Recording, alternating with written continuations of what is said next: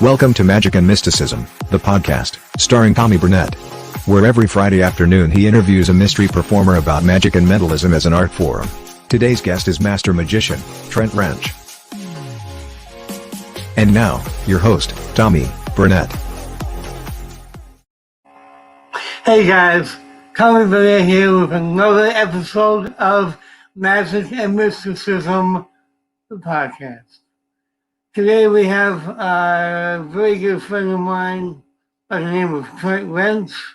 He's a master storyteller, master magician, and like I just said, a very good friend. And we bring him on with us. Hey, Tommy! How are you, my doing, friend? brother? Excellent. Good to see you. Oh, it's good to see you too. Thank you so much for asking me to do this. Well, thank you for agreeing. How have you been? How have you been? I've been good. I've, it's been such a strange year, performing-wise, professionally, personally. 2020 is going to go down as one of the strangest years, I think, for everybody on this planet, at least in our generation. But things are going well. You know, I can hear that. Getting a little performing going, and it's been awesome. That's great. Yeah, we performed together a few days ago for Bunny Egg. Right. Great experience. Oh, it was so much fun, and it's yes. I'm always honored when I get to work with guys like you and Kenton and Ed. Yeah. Jonathan, and Chris. I mean, it's I have to pinch myself that I'm working with you guys because you're all super pros, and it's just so much fun to spend time with you guys. Yeah, I feel the same way. So, why don't you tell us a little bit about your brand of magic and what you do? Well, I'm kind of a comedy magician. At least that's what I tell myself. But everything I do is a little bit quirky, a little bit silly, and there's always some storytelling involved in it. I've been a storyteller my entire life. My background professionally was in radio initially. I was a theater major in college. I was a professional clown in college for a short period of time, as well as a magician at that point in my life. I've gone into advertising since then, and I've been telling other people's stories as long as I can remember. And so now I'm telling a few of my own with my magic and doing a few hopefully mystical effects along the way. Thanks. Well, I, for one, always enjoy your storytelling and your magic. It's something I always feel like I fall short on as far as the storytelling goes. But maybe I'll talk about that later. But this is more about you. I mean, yeah, you know what I mean. I know what you mean. I love a good story, and this is the thing. I love a good story, and I feel like everyone has a story to tell, right? A lot of people don't know how to tell it. And so I have been blessed enough to have the ability to help other people tell their stories over the years on a professional level and not just magic, within my time in advertising and radio, and some writing. I did a lot of writing for the radio trade for about 25 years. I was doing a monthly article in a radio trade. So I love being able to bring stories to life, and that just it gives me joy. To see the look on people's faces when I'm telling someone's story, especially when I'm telling someone their story and they go, wow, okay, I guess you did have a story to tell. Yeah. So that brings me a lot of joy. Well, that shows in your performances. So Thank you. no, thank you. Let's see. What what what was your start in magic? Like how did you start early or? I did, and in the earliest, my earliest memory of magic. In fact, I've even got props to show you. My earliest entry into magic was this little guy right here, the Oh wow! King Yeah. Tut Magic Mummy.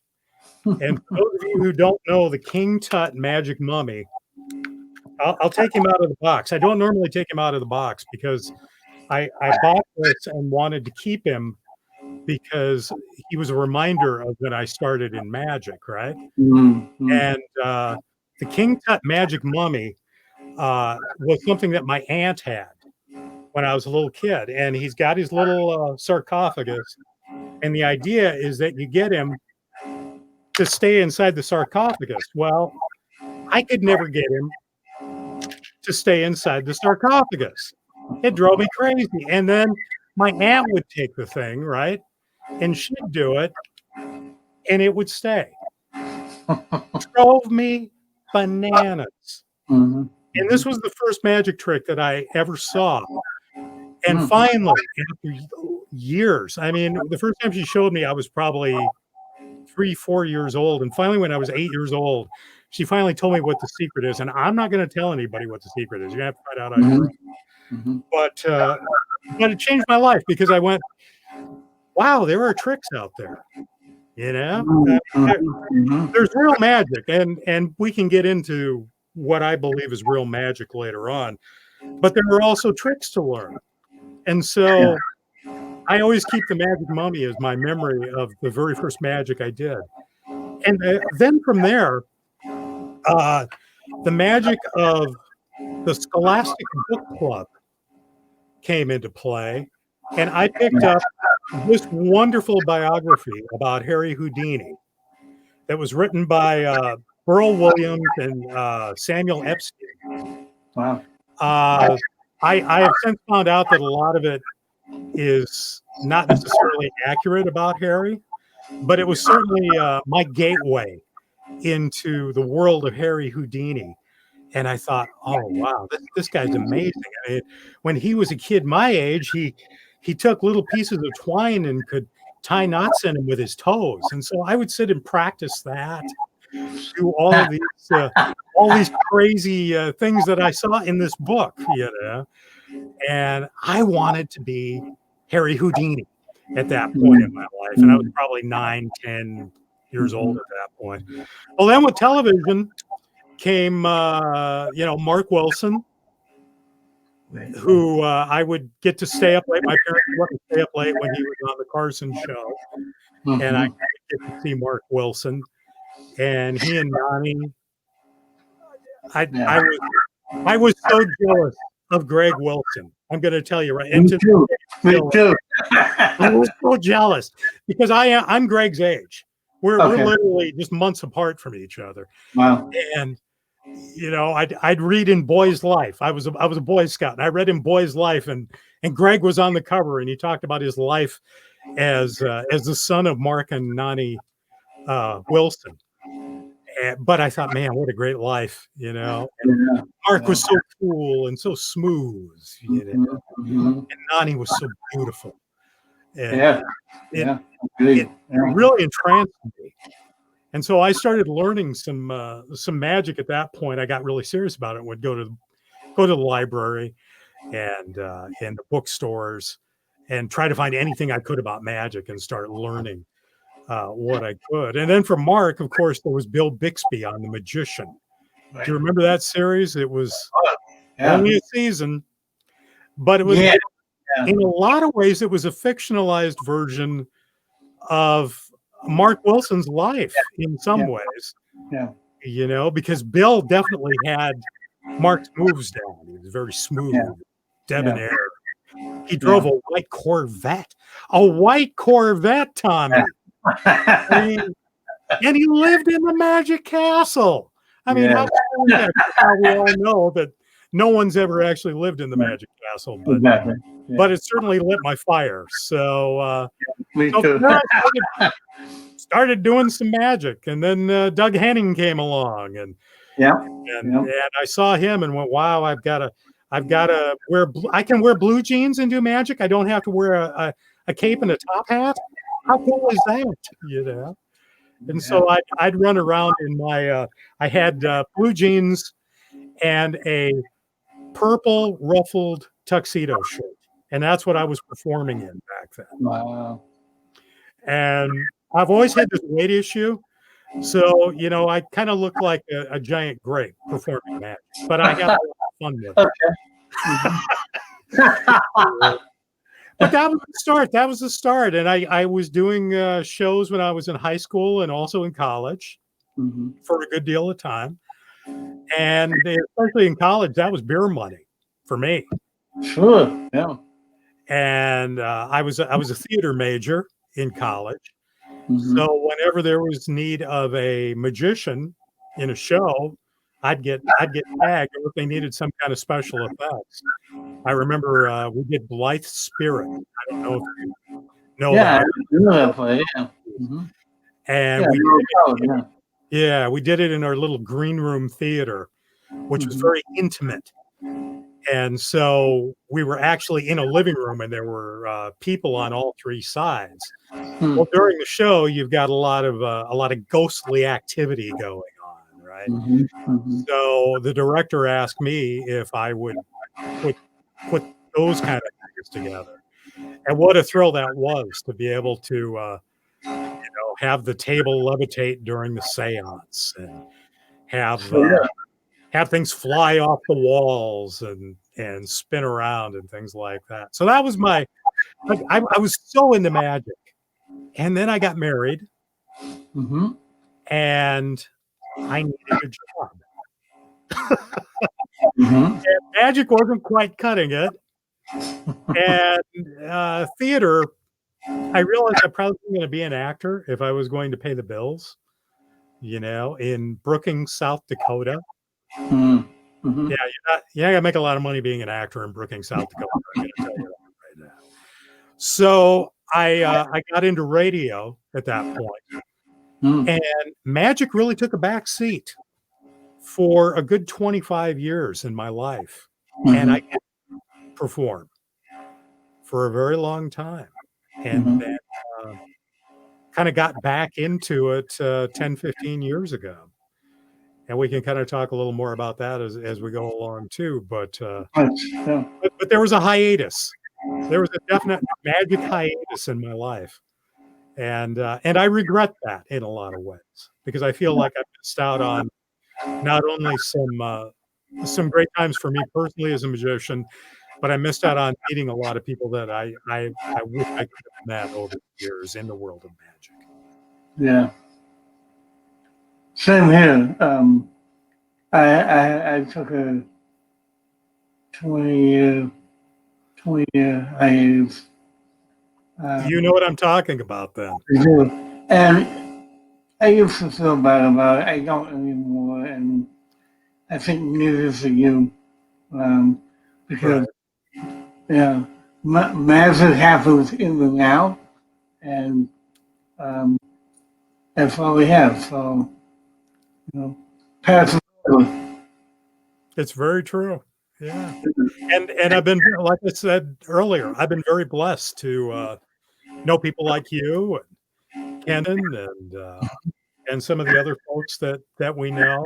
And I've performed with some wonderful people so far, and I've learned from some wonderful people in this last 10-15 years. So I only missed out on a few, and I will say I really wish I would have met Eugene Berger. I missed Eugene literally by maybe 3 months, because I was booked to go to the Magic and Meaning conference the year that he passed. And of course, he passed about 3 months before that. Right. And For me personally, that was a rough one because I had so much respect for that man. Of course, yeah. Yeah. Yeah. But again, Yeah. Sorry, go ahead. no, I was just going to say, but as you say, we're in the now right now, and so we enjoy the blessings that we have at this moment. Yeah. I was just going to say I never had the opportunity to meet him either. Oh, really? Yeah. I would have loved to met him. I've met so many unbelievable people, like yourself and Kenton and Pablo and um, a lot of people that are just blanking right now, but and his wife, Steve, but uh, yeah, I gotta remind myself that it's all about now and staying in the here and now, and that's where the real magic is for me. Absolutely. You're Yeah, right. yeah, No sense in dwelling on the past, that's for sure. exactly. You have a favorite magic story about like something that happened to you? I do. I do. And it's magic related, but it wasn't actually doing a trick per se. Okay. Uh, Several years ago, I was working for an ad agency that was going through some troubling times, and quite unexpectedly found myself out the door without a whole lot of warning, Hmm. and I wasn't really sure what I was going to do. It's I'm at a certain age, and you're a young guy, Tommy, but I'm at a certain age where Not really. Well, thank you. let's just say I'm at a certain age where you go, wow, I got to look for another job again, and they're going to look at me and go, yeah, who wants that old guy? You know. Yeah, Uh, I'm pretty close. so it threw me for a loop, to say the least. So, true confession, I was drowning my sorrows in a bottle of bourbon the night that I was let go. I was emailing everyone I knew. And by the way, don't drunken email anyone. That I'm not going to condone that in any way, shape, or form. But I did it that night. And one of the people who I wrote was Jeff McBride, who is the head of the Magic and Mystery School out in Las Vegas, for those who don't know.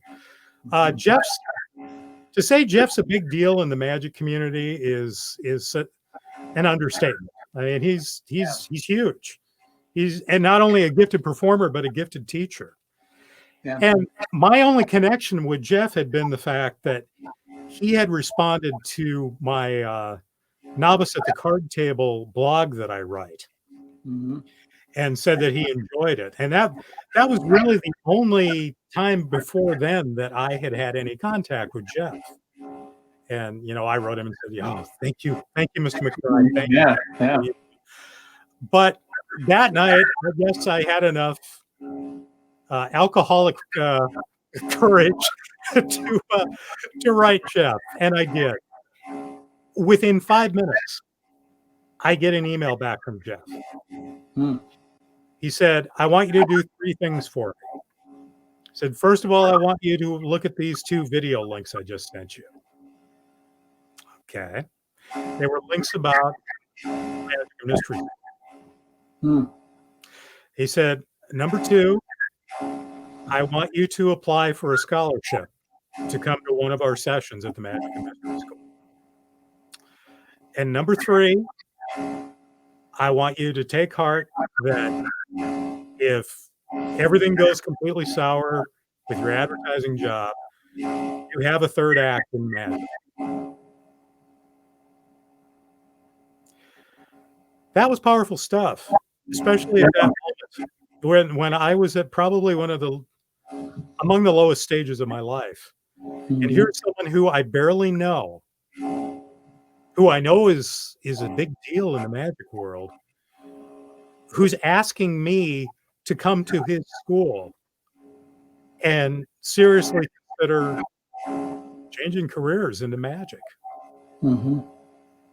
Now, when I mentioned real magic earlier on, as we were talking, that to me was a definite gateway into real magic, because it's the magic of helping others and stepping outside of yourself and caring enough to help someone who's in kind of a rough situation, right? Mm-hmm. Mm-hmm. And that's what Jeff did for me. And I will always be grateful to Jeff and consider him one of the great humanitarians on top of everything else that he has going for him in his life. Amazing man and larger than life, and Yeah. welcomed me with literal open arms from the very beginning, and always has. Yeah. So that still, I get goosebumps just telling that story about magic for me. Wow. That's pretty cool. Yeah, I'm hoping to get him on the show one day. Oh, he'd be great. He would love to do it, I'm sure. Yeah. Yeah, he's something else. Yeah. And Kenton is going to be on the show too. Oh, good. Kenton's going to be on January 8th. So. Oh, terrific. Yeah, it's going to be really good. And then following him is Ed. So. Oh, good. Yeah, Good. so, Fantastic. Yeah. So far, I haven't gotten any bad people yet. So. Oh man. Well, the jury's still out. We aren't done yet. So, I don't know. You did book me second. That's a little scary. It was a little iffy. It was iffy, but you got to take the good with the bad. What are you gonna do? Yeah. Kenton, for those who may be watching and don't know Kenton Nepper, he's another person that I can say nothing good about when it comes to being giving and kind and mentoring people who are in magic. Kenton is a magician's magician, master mentalist, and has been so kind and so generous with his time. And I know that you felt that with him as well. Absolutely. And the same with Ed Underwood, who you're going to have on after him. Yeah. So just good people. You hear these stories about people in the magic world and they go, that one guy, I can't stand that one guy. Oh, he was so mean to me. I haven't had that experience. I'm sorry. Everyone that I've met has just been kind and generous and wonderful. So, maybe I'm just lucky. I don't know. Yeah. I've had a whole bunch of mean guys and almost got to a point where I wanted to give up on magic, and I'm so glad that I met Kenton and Ed and you and Pablo all around the same time, because I probably wouldn't be here talking to you now. Oh, Tommy, you kidding? Man, your stuff is amazing. Thank you.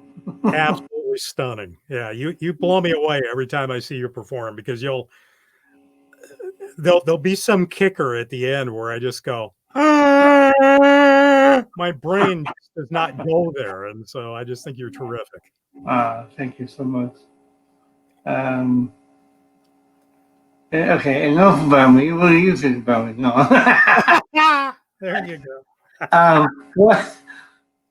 What is the scariest or worst magic story? Oh. Oh boy, I've got one. Wow, I don't even know. Statute of limitations should be up by now, because this was a college thing. Oh, okay. Yeah. So I mentioned, I mentioned it when I was in college. Yeah. Whenever they needed a magician, that they'd tend to tap me in the theater department. And one of the shows we did one summer for Summer Stock, or what we were was a repertory company, which is the same as Summer Stock, only they call it a repertory company. So one of the shows that we did that summer was Carousel. Oh, nice. And I don't know if you're familiar with that particular show, but it begins with the Carousel Ballet, which is kind of telling the story of the carnival that this carousel is in, or this midway. And at the beginning, during the thing, here I am, this dramatic magician, and they did have me in the top hat, and they had me in the tuxedo and all of that. And I made a rabbit appear, and then I put it in a box, and I made the rabbit disappear. But before the rabbit disappears, I wave my wand, and in a very dramatic part of the music, I point it up in the air, and this ball of flame shoots out of my wand. Right? Now, understand that the reason that it was called Prairie Repertory Theater was that we were literally out in the prairie in an old opera house that they had drugged to this place called Prairie Village in South Dakota. And it's a place with a lot of history. Lawrence Welk played there, and Myron Florin and all of those people back in the day. But it was an old wooden opera house. Wow. That we did the shows in. And we had no dressing rooms. You know, we'd do our costume changes outside, and it was all very college theater kind of stuff. But the reason that I mentioned that I'm in the middle of the prairie in an old wooden opera house is that the magic that it took to get that fireball to come out of my wand for the show, I might have added a little more magic than I should have at one particular show. And the flame didn't just burst out of the wand. It burst out of the wand, shot about 20 feet over the head of the audience, and then exploded. Now, I had several thoughts at that point. My first was that my career in theater was probably over. Oh, and then the second thought was I was going to burn down the opera house full of people watching this play. Right. But luckily, the flames died out. The flames died out long before they came anywhere near anything that could have started on fire, like the hair of the audience. And got a great standing ovation. I mean, it was terrific. In fact, it was kind of funny because there were some people who came to a performance a couple of weeks later after I'd learned my lesson. And I saw them after the show, and they said, you know, I love you doing the magician, but I really wish that the flames would have shot like they did 2 weeks ago. That was so cool.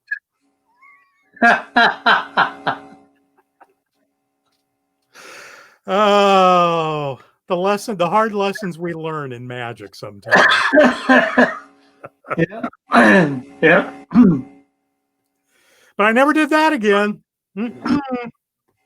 Yeah. There's a reason they have those warnings where they say, just use this amount of the stuff to make the magic happen. Right. Right. Don't triple it. Not a good idea. Yeah, exactly. Wow. Where is the coolest place you've ever performed? Oh, wow. I've been lucky. Last year, I went out to LA. Another dear magic friend, Michael Mirth, who is battling cancer right now, asked if I would come out with a few other folks and do a fundraiser. And so we went to a little brewery just outside of LA, and put on an evening of magic at the brewery.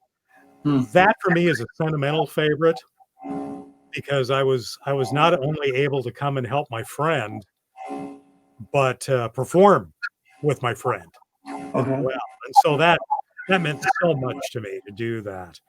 Yeah. But I would say that for venue, uh, probably the coolest one lately was in September. I went to Milton, Delaware, Hmm.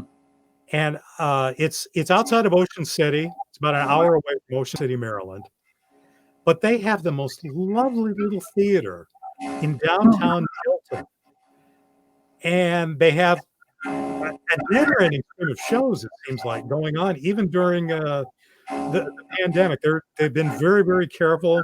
Uh, they make sure that all their protocols are good and everyone's covered, and we take care of making sure that anyone that's on stage is wearing gloves and masks and that sort of thing.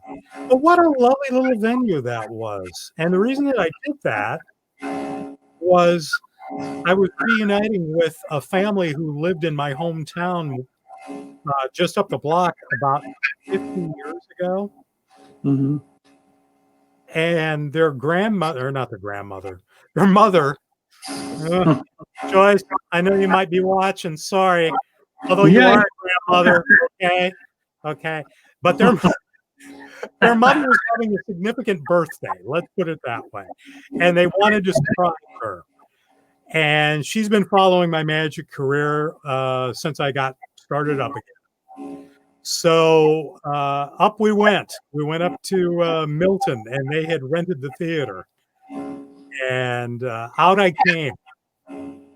I had a friend do a dramatic introduction, and at the very end, it turned a little silly, as almost everything that I do in magic does. It got a little silly, but they said my name, and as I'm coming out, I hear a scream of delight, and I look out in the audience, and I see this woman who I know has a walker, who has no business walking without the walker, much less running at the stage, going, Grant, I love you. And oh, that moment will stick with me for the rest of my life. Even beyond the fact that it was a lovely little theater, the people took such great care of me there, and I loved it. Just seeing Joyce run up to, rush me on the stage, and all I could think was, I've got to diffuse this situation because I don't want her to hurt herself.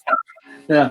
So the next thing I said was, Joyce, no rushing the stage or panties on the stage until later in the show. Okay.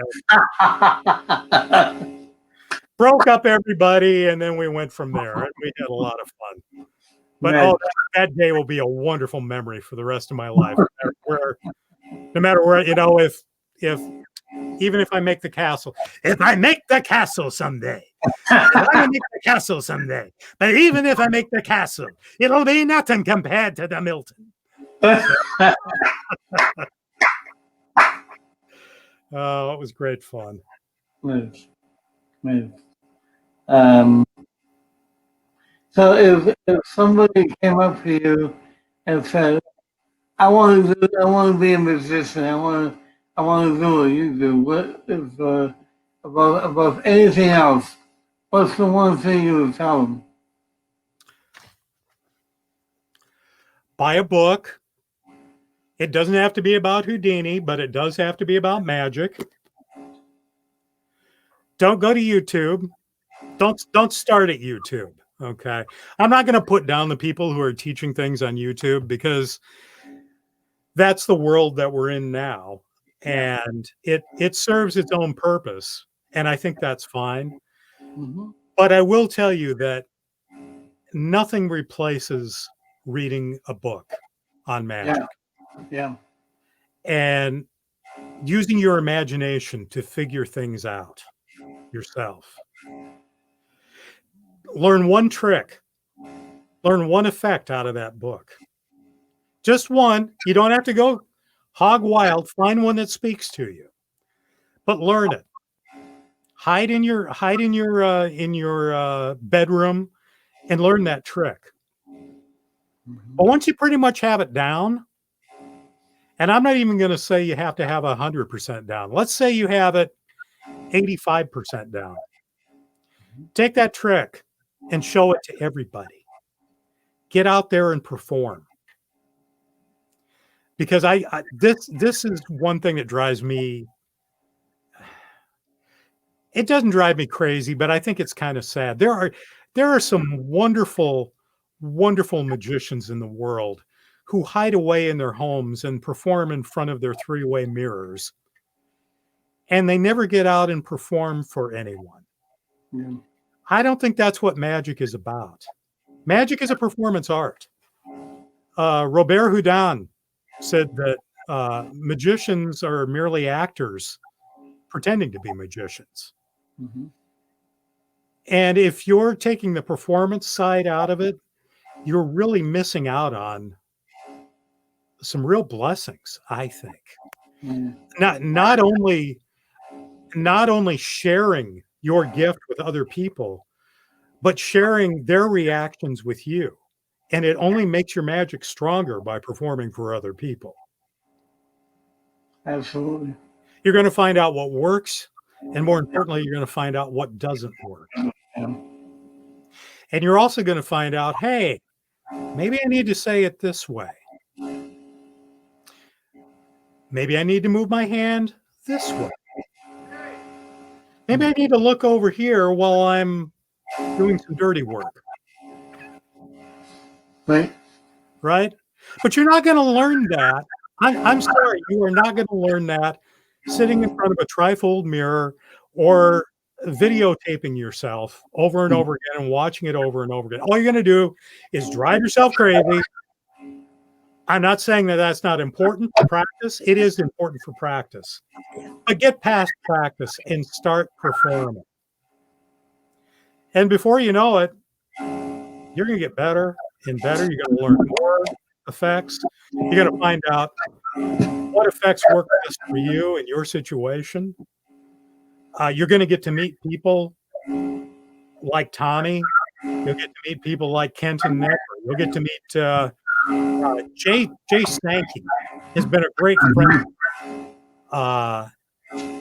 And that's another strange story that we can get into. But Cool. you'll meet all these magicians, and they'll become your mentors, and even more importantly, they'll become your friends. Yeah. And let me tell you, nobody can give it to you straighter than a friend. Sure. And they'll help you. They'll help you grow. They'll help you get better. Because that's what it's all about, is helping each other. Yeah. Yeah. And that's where you go. That's where you start.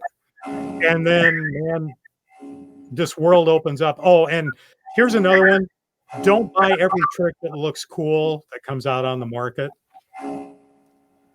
My wallet will tell you that, because I have been very bad about that over the years. But give yourself time to learn some things before you just start buying every trick that comes out in the world. Yeah. Because it may not work for you. And they also may not work as cool as they look in the movie, in the trailer. So, they often They have don't. in the movie trailers, right? Yeah. Mm-hmm. They really have.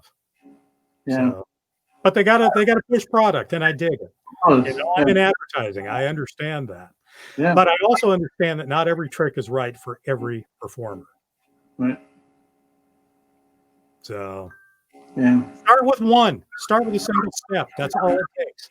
Is that single step, that one book, and you find that one trick, and you make it your own, and it gets so exciting after that. Yeah. So Wow. that would be my advice. That's great advice. Thanks. No. I know you've got more than one book over there, Tommy. I know better than that. You've got the disease like I do. I know it. I just bought a. Speaking of buying things, I just bought a trick I have loved for my whole life, but I didn't want to didn't want to fill out the money, and finally, so I'm talking like 7, 8 years. I've been putting off buying this thing, and I finally bought it, and I'm glad I did, but I think your advice is, my rule usually is if I can't make it myself, or if I can't come up with my own idea on how to do something, then I will buy it. Um, but and it's proven good for me for 25, 30 years. But occasionally I have to buy myself a toy, and that was my Christmas gift to me. And maybe you guys will see me perform it before the year's out. But I'm anyway, looking forward to it. yeah. Uh, what is? I mean, we've already kind of talked about this, but um, what is one way that you can make a deep and meaningful connection with your audience? I think you have to talk to them and not at them. There are a couple of quotes that come to mind. Shakespeare said, "Speak in the language of the people." Mm. Uh, uh, and a workmate mentioned to me a few years ago, as we were being driven crazy by a client who was overthinking a script. Mm-hmm.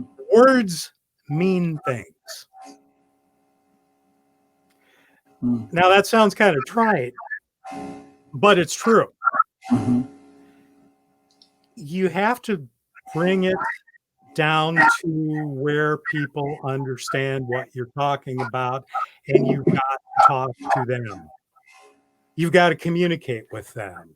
If you're in a close-up situation, especially, uh, I have seen more people who talk over an audience. They just feel like they got to get their patter out, as we call it, and the word patter. Don't get me started on the word patter. I think that's giving our scripts an Yeah. injustice by calling it patter. Yeah. But you got to give it time to breathe. We don't have to rush things. We don't have to talk over people, because we might be missing some of the best entertaining parts of our performance. Mm-hmm. Sometimes the best magic happens when the magic isn't happening, Mm-hmm. you know? So, yes, by all means, have a script and write in the language of the people. Don't start talking in old English, unless, of course, that's your shtick and you're doing, like old English historical stuff. But don't start talking in 30s patter to a 2020 audience. Talk to them Mm-hmm. about where they're at right now. When we did the first Buddy Aid, my entire set was nothing, or it was everything about COVID. Mm-hmm. I tied everything into COVID because, But yes, we're all sick of it, but we're also all living it. And I felt like it was important to acknowledge it, have a little fun with it, and let them laugh a little bit, because we've had so few laughs this year when it comes to the COVID situation. So I know, bring it to their level, what they're living right now, what they're doing right now, and talk to them. And if they say something funny, either build on it or laugh with them. Don't try to top them necessarily. Mm-hmm. You don't have to. It's okay. Laugh with them. It's okay if somebody has a lot of people I think will jump to oh, he's a heckler. Not necessarily. He might just be having a good time. Mm-hmm. So laugh with him. Yeah. And I think that you engage with people more when you communicate as opposed to giving a lecture. Mm-hmm. Here is my King Tut magic mummy, and don't say anything as I make him stay in his sarcophagus. Yeah.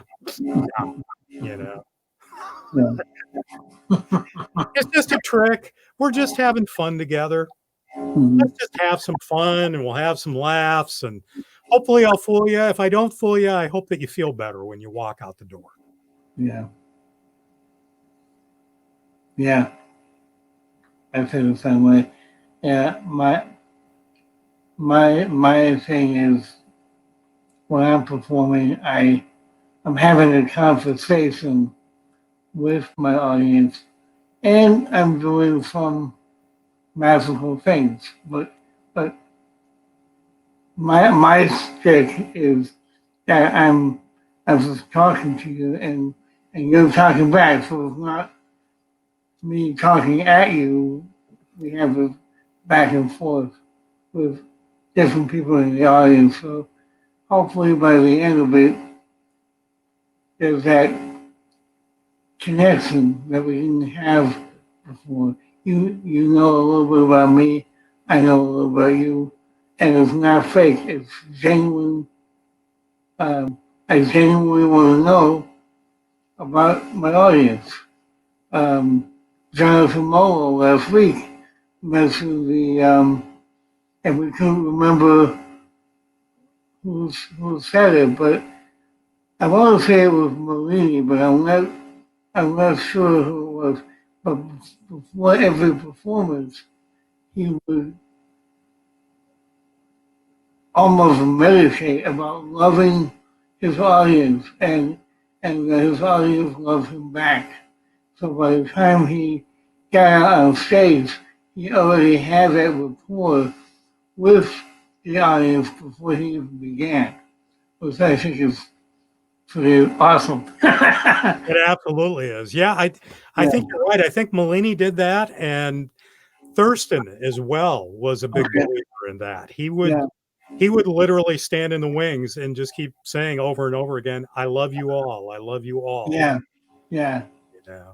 And that's that visualization thing, which I think is really important when you're in any kind of performance. Mm-hmm. You need to be in the right mindset to perform. I do believe that. And if you've got a positive mindset, people know it and people feel it, and they're going to be with you. And then if, heaven forbid, a trick does mess up, they're not going to boo you because they're with you. They're going to have empathy for you, and they're going to kind of laugh it off, Yeah. Mm-hmm. So I'd much rather have my audience with me than challenging them all the time. There's some magicians, and I'm just not in that camp, who want to challenge people, with my magical powers, and I'm not in that camp. I'm too goofy for that. So yeah, me too. I used to work in a magic shop, and I would have these young musicians come in and say, "Can I show you something I'm working on? I want to see if I can fool you." And I roll my eyes. I'm like, "What if you do fool me? You don't leave." I'm gonna think. Well, yeah, you fooled me, but I don't care. Right. Why not come over here and try and make a connection with me? You know, Exactly. I heard Peter Turner in a lecture. I think I might have said this last week, but it really made an impact for me. If I had 5 minutes with a potential participant, and I only had 5 minutes, and I had a choice to either make a deep impact connection or do a trick. I want to try and make a deep connection because in the long run, it's far more important. And that has somewhat, I heard that like 10 years ago. And it had so much impact on me that it got me, I kind of put the brakes on and I coached it for about a year, but after that, I had to make major changes in in the way I perform and the things that I perform. Um, because a lot of the stuff that I used to perform doesn't fit my personality anymore. Right.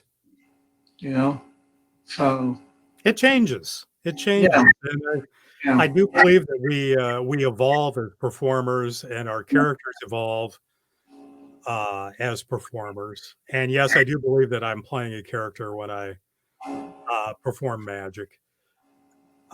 He's me, but he's a different me. There's a mind shift there, right? yeah, But he has evolved, I think, since especially I would say in the last 5 years, he's definitely evolved. Uh, this year has changed him quite a little bit, as it has everyone, hmm you know. But I think that's healthy. I think growth is healthy. I think growth and change are an important part of becoming a better performer, becoming a better person.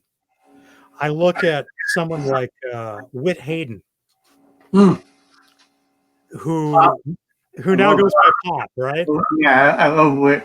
And I love Whit, and Yeah, I love his routines. yeah, I actually do a couple of his pieces, not quite like he did them because I have to kind of make them so they work for me.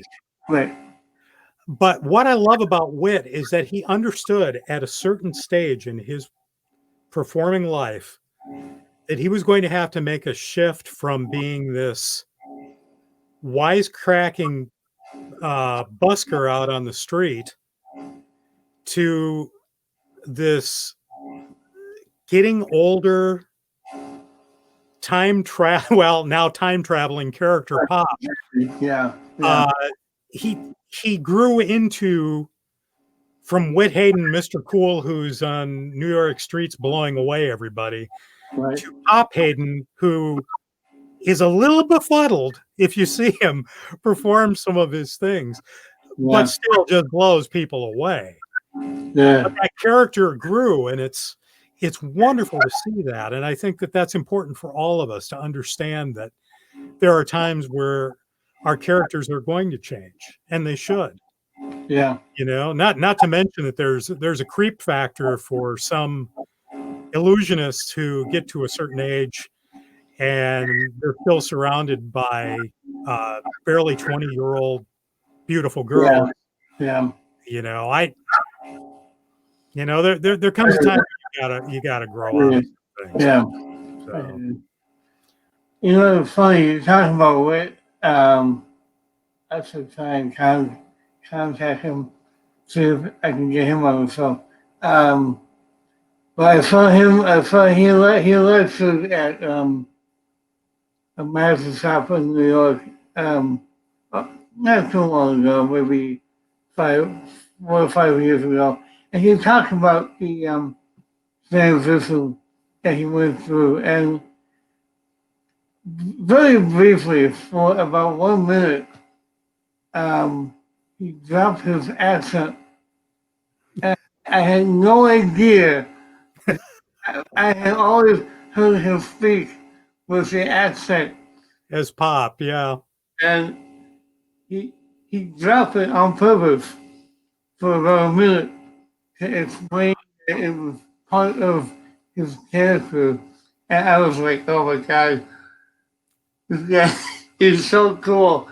Oh, But yeah, it's wonderful.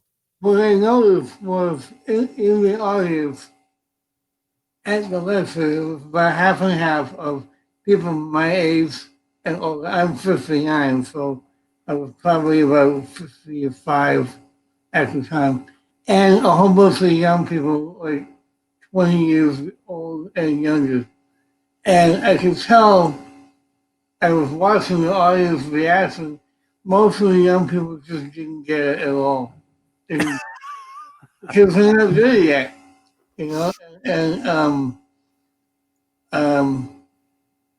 you know, they thought he was old, you know. But I love his lesson, and I learned so much from him in that 3 hours that he did.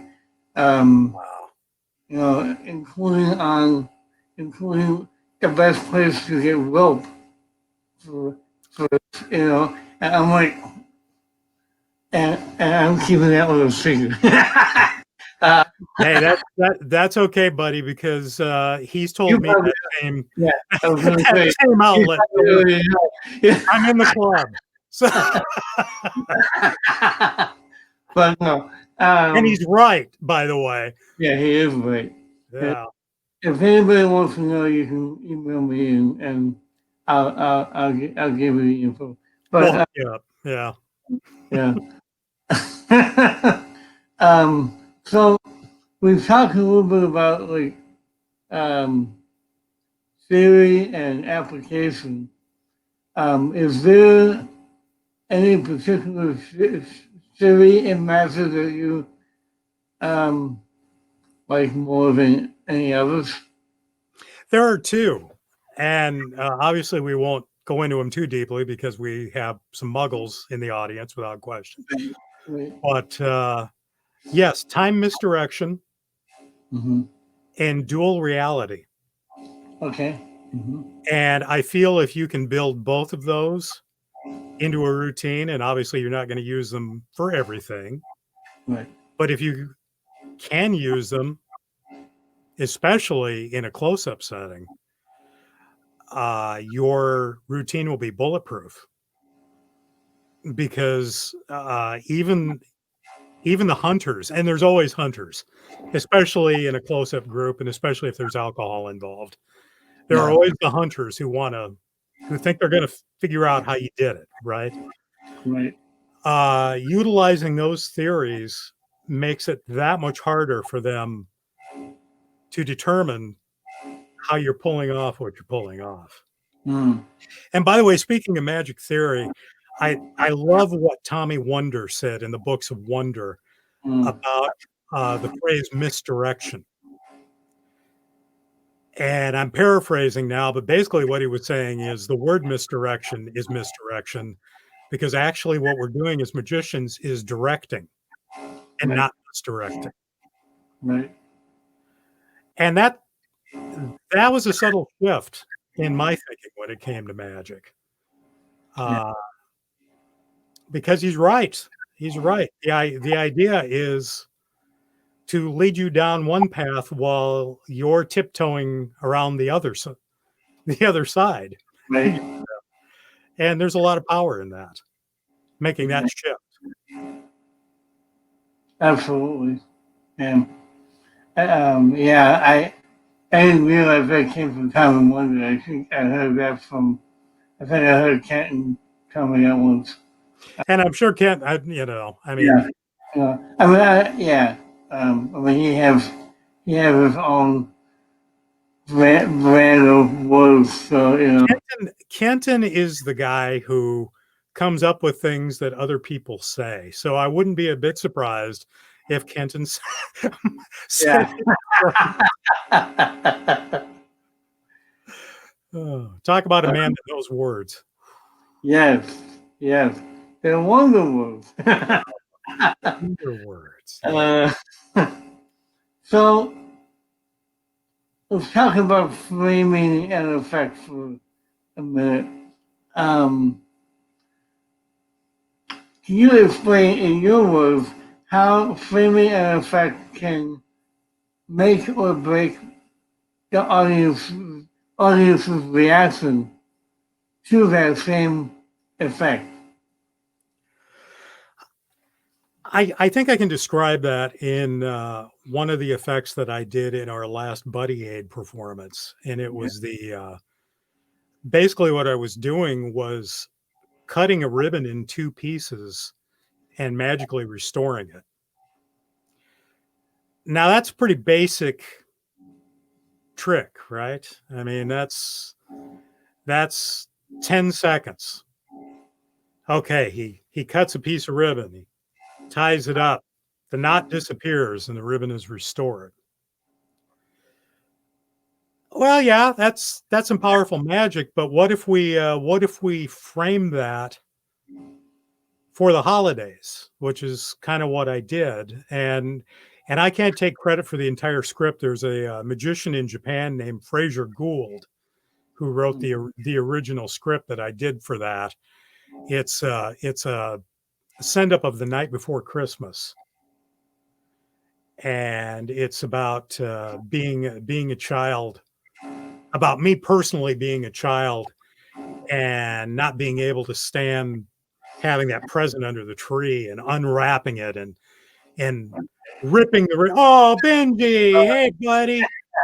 But you know, ripping the boy, you have no love going on there at all, Mike. But ripping the ribbon and Santa Claus coming to save the day was some magic, and it's all kind of to the rhyme of "'Twas the Night Before Christmas." Yeah, that was great.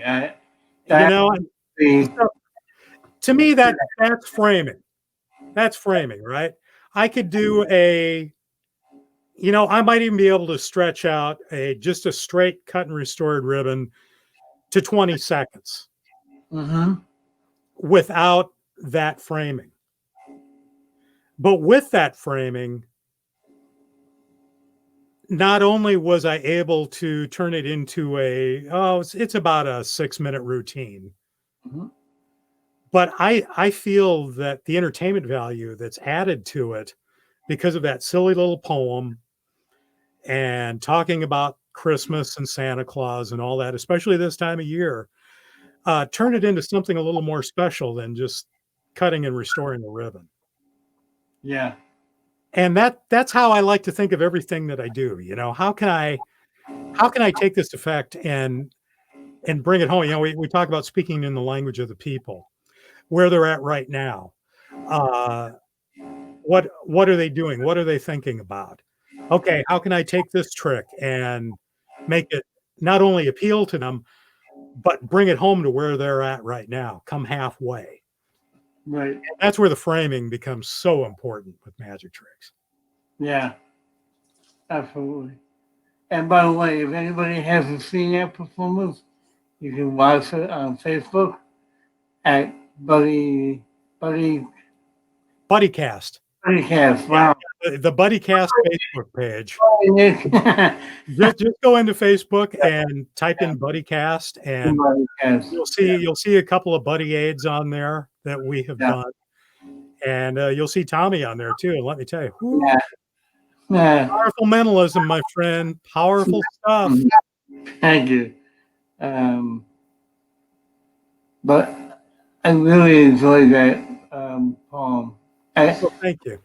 Yeah. And knowing now that I know you actually do write it, I don't like it so much. No. No, I will say I did rewrite a few of the pieces of it because again, I even if I'm using somebody else's script, I tend to make it my own in some way or another, mostly because I'm so used to writing for myself after doing commercials and voiceover over the years that I know what I can pull off and what I can't. And sometimes I just plainly and simply go, that line isn't me. I need to adjust this. Yeah. So I usually tend to, even if I'm doing something verbatim, it's not verbatim. So I want to get back to something you were talking about earlier, when because you mentioned about your character, and we got caught up in Pop's character. But let's talk about Dr. Albert Ross for a few minutes. Dr. Albert Ross. Oh, yeah. He's crazed. He really is. How did that come about? Well, and for those who don't know who Dr. Ross is, we work with some folks who have put together a show called the Sonic Cinema Experience. And what they're doing is kind of a combination of Mystery Science Theater coupled with live music and live magic. And they're playing old movies and playing original music scores while the movies are playing. And they also sometimes do magic while the movies are playing, right along with. So they go back and they'll play bits from Georges Méliès, some of the old masters of silent film that have done magic-oriented things, and it's a lot of fun. And we mentioned Ed Underwood and Kenton and Karen Underwood. They are the Sonic Cinema Experience. Yeah. And they asked me early on in the proceedings if I would be willing to be their MC of sorts for the show and videotape those pieces. And then they could play them as kind of intros into the different shorts that they play during their show. Okay. And we started developing Dr. Ross. And Dr. Ross came from kind of a very random comment I had made to Ed when we were at Magic and Meaning a few years ago, where I had said if I ever do a Renaissance character at like a Ren Fest doing magic, that I was going to call him Albatross the Unnecessary. Nice. And from that, Ed said, I want your character's name to be Dr. Albert Ross. And I said, oh, you mean Albatross? And he said, yes, that's it exactly. And every time that he introduces himself, he calls himself Dr. Albatross. Nice. And from there I went, okay, now I got this guy. And so he's a little befuddled. He's a film historian. He's a film critic. He's known, according to him, every actor and actress who has ever lived and breathed. He's a strange guy. He's a very strange guy. And he kind of takes me over when I get in front of the camera and I do Dr. Ross. Yeah. He's me a little bit. I'm not going to lie. There's a little me in every character I've ever done, honestly, Tommy. And I know you're going to find this hard to believe, but when I was in college in theater, I was a character actor. So I was always the guy that they would have, like we'd do a British farce and I'd be the only guy who spoke in German and I'd be the crazy German, that kind of thing. But in every character, I think to make it real, you have to have a little bit of yourself in it.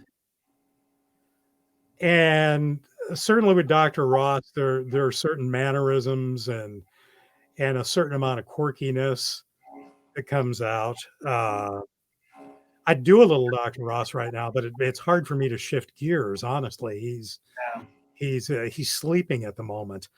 Okay. He was at a Jane Fonda movie marathon last night and just needs to catch up on sleep. So we can't really bring him out. But I will say for Trent the Magician, who wears the goofy hat,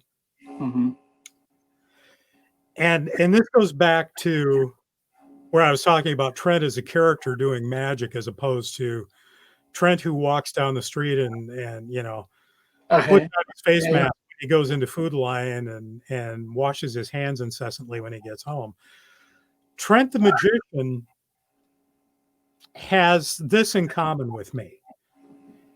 He's a little quirky.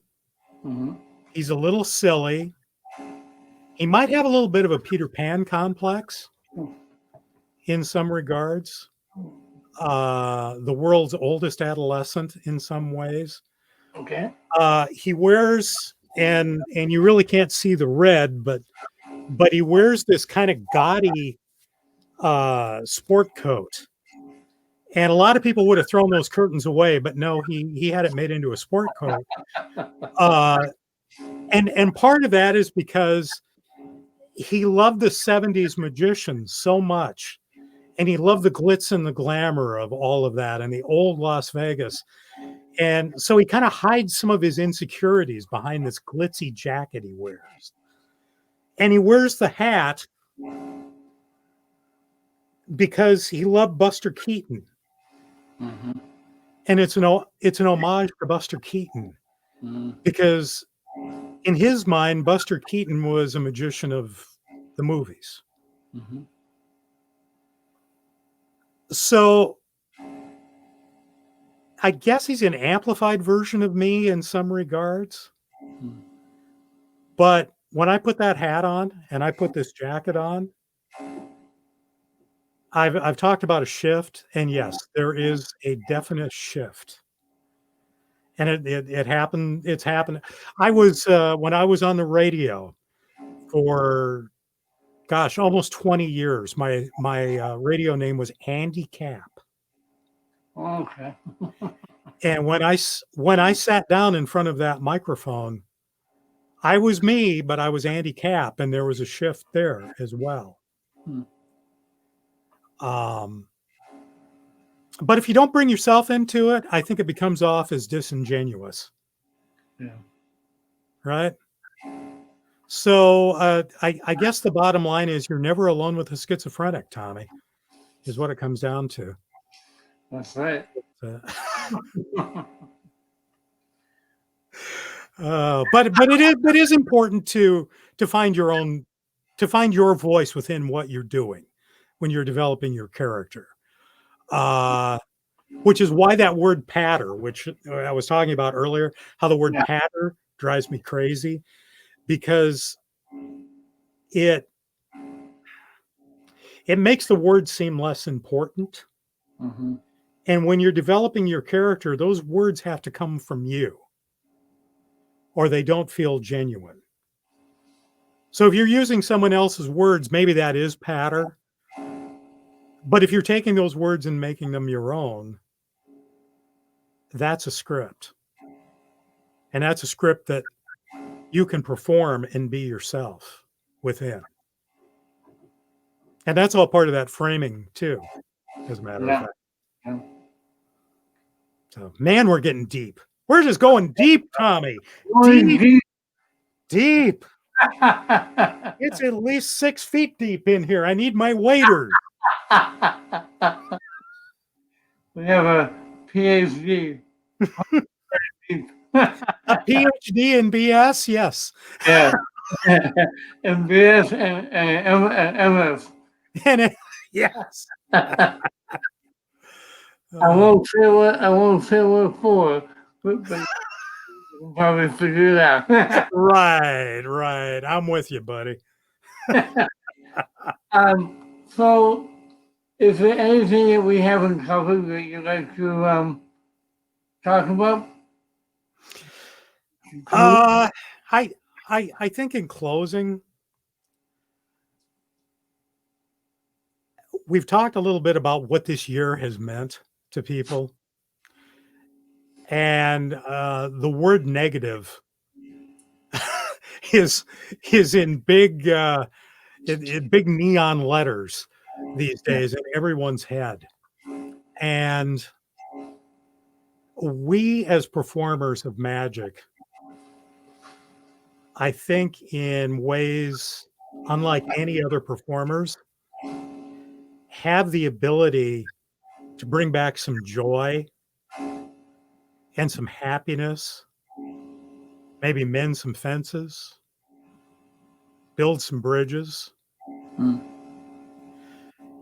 If we choose to accept that role, and I really believe that moving forward, and I've had people before ask me, "What's the future of magic?" And I think the future is bringing joy back to the people at this stage. Yeah. And so, anyone who is a magician who is watching this right now, I would encourage you to take a good look at what you're doing. And if it's not bringing joy to the people that you're performing it for, find a way to make it do that. And find a way to speak to them about being happy again and coming together again. It's so important. It's so important, Tommy. I just what has happened to this world in the last year uh, has brought me down in so many ways. And I'm the goofy, upbeat guy, but watching what has happened to people and their attitudes towards other people has just become so disheartening. And we can we can bring it back. We can bring it back. We can bring the smiles back. We can bring the joy back. Just go out and do it. Yep. Because it's not only going to help heal other people, it's going to help heal you. There endeth the lesson. Oh. But no, seriously, I agree with you 100%. And that's one reason why I created this podcast in the first place is to try and remind people that magic is more about, well, magic is less about, ta-da, look at me, look at what I can do. And it's more about what can I do for you? How can I make your life that much better? For me. I mean, it doesn't mean I can't be entertaining. It doesn't mean I can't be funny. It doesn't mean I can't do most of the things that I used to do on stage and close up. But my motivation is different. My motivation has shifted from look at me to what can I do for you, and let's have a connection. Let's have a back and forth. Um, and there ended my lesson. I love it. Well, you know, Eugene Berger, and people throw this around a lot. Eugene Berger said the House of Magic has many rooms, Yes. and there are many different types of performers, Yeah. and that's good and that's healthy. That said, I do think that right now it's very important to consider the joy that magic can bring to people, Yeah. right? So, you know, you may be in the bizarrest room, or or like me, maybe in the rubber room. Who knows? But but but give people some joy. Give people some hope. Give people some childlike wonder. Yes. You know. Yes. Would you please perform something for us? Wow, this is so unexpected. I I just happened to have a little something here, Tommy. I, I'm I'm gonna so unprepared. back up just a little bit so we've got a little bit more room. Hopefully you can see this. Uh, you know, we talked a lot about how important I find words, and I really do find that words are magic. You know, I mean, we have magic words, abracadabra, hocus pocus, alakazam, presto changeo, sim salabim. Oh, bibbity bobbity boo. Ooh, ee, ooh, ah, ah, ting, tang, walla, walla, bing, bang. No payments or interest for 72 months. Ah, yes, Tommy. These are all magic words. Yeah. But after writing all these years, I've come to the conclusion that all words are magic. Right? They have the power to delight, anger, spark wars, barter peace, make us laugh and cry, convince or simply confuse. Now, for example, Tommy, I have a set of whole cards here, but they're whole cards of two completely different types. Now, the first card is a whole card. It's called a whole card because it has a hole. Whereas the second card is a whole card because it doesn't have a hole. It's a whole card. Now, the third is like the second. It's a whole card, and the last is like the first. It's a whole card.